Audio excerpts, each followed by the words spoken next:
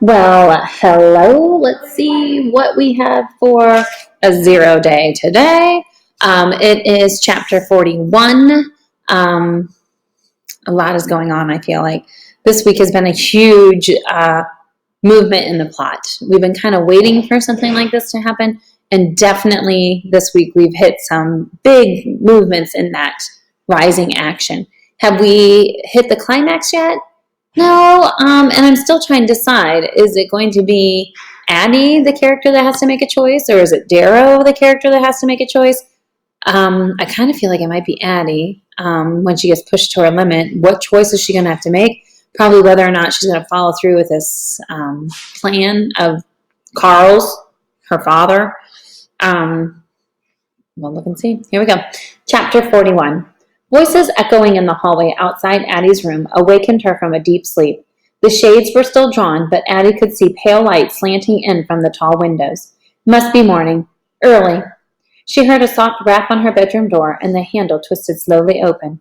Addie, her mother whispered, are you awake? Addie stayed still, pretending to be asleep. Her head was pounding, and she didn't feel like getting up. She listened as her mother clicked the door shut and started talking to someone outside. No, she's not up. Do you think I should wake her?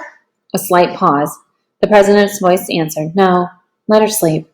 But make sure to get her as soon as she wakes up.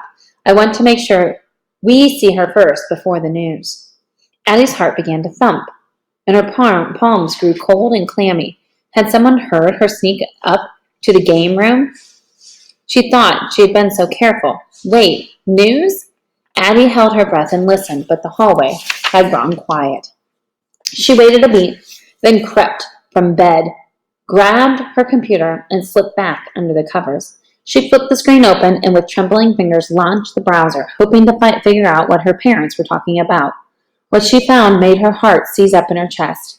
A breaking news item flashed red across her home page. Alert. Standoff at West Virginia compound of David and Helene Brown enters its 5th hour. Addie clicked on the link and the video screen popped open. A young reporter, blonde hair and a ponytail, stood at the edge of the dirt road holding a microphone. Helicopters circled above her head, causing her blue windbreaker to ripple. It was barely daylight and the sky was eerie blue-gray. Addie notched up the volume. We're here live at the West Virginia compound, owned by David and Helene Brown, where an intense standoff has been underway since just after midnight. According to our sources, the Browns are believed to be affiliated with a fringe, non-conservative political group known as Judgment Day.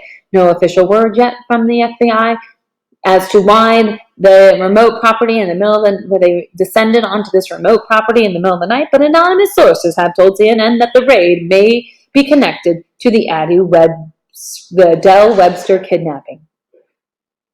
Addie's head went from pounding to dizzy. She gripped the edge of the computer and she took small, shallow breaths.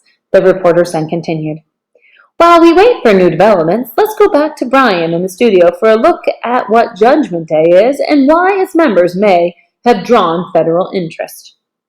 The reporter's face shrank to a small rectangle in the corner of the screen, which was then filled by a dark-haired man sitting at an anchor desk. Thank you, Amy, he said. He turned and he looked directly into the camera. A graphic that appeared behind him, the scales of justice, but in place of a blindfold, Lady Justice had a teetering American flag wrapped around her eyes. In place of the sword, she gripped an automatic rifle. The words Judgment Day were scrawled in blood red across the image. Here's what we know, the news reporter then continued. This is a radical conservative group that traces its origin to the aftermath of the 1995 Oklahoma City bombings. The group formed in response to what it saw as a conspiracy to cover up what they believed was the true mastermind behind the attack, the U.S. government itself. The image behind the anchor switched to a side-by-side picture of a middle-aged man and a woman. The man's head was shaved, but he had a long beard. The woman had dirty blonde hair pulled into a severe ponytail. She wore no makeup and had a stern look on her face. Addie recoiled from the screen, heart racing. The anchor then continued.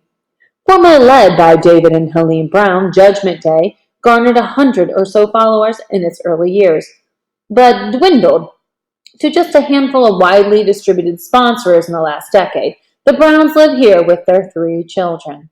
The image switched again to the live aerial shot of the secluded compound surrounded by trees and a tall metal fence. Addie began to grow nauseous. They are living almost entirely off the grid here, the anchor then said. No connection to municipal water, sewer, or electrical utilities. They raise their own livestock, grow their own produce. Sources say they're believed to be stockpiles of weapons and survival gear, but no one really knows the Browns. Even in this rural town where people pride themselves on their live and let live attitude, the Browns are seen as loners and outsiders, only coming out of their compound to stock up on supplies at the local feed and grain store. The news anchor's face froze, and he put his hand to his ear. We have a breaking situation at the Brown compound, he said. We have a report of shots being fired. The FBI is moving in. Let's return to Amy at the scene. The corner screen enlarged, and the blonde reporter returned, glancing behind her shoulder and back at the camera, hand on her earpiece. That's right, Brian, she said. We are hearing shots fired from somewhere in the compound. No word if it's the Browns or the FBI. A flurry of activity erupted somewhere off camera. The reporter began to run, still talking and breathing heavily into her microphone. We're being asked to push back, she said. Brian, can you switch to the chopper for a better view of what's happening on the ground? Once again, the screen changed, an aerial view of the compound. In the center was a rectangular shape of a house, surrounded by a field and a fence. Black figures moved in from the edges, so small they looked like toy soldiers. Suddenly, a flash of a muzzle lit up from the house, followed by another. Brian began to narrate breathlessly. Confirmed.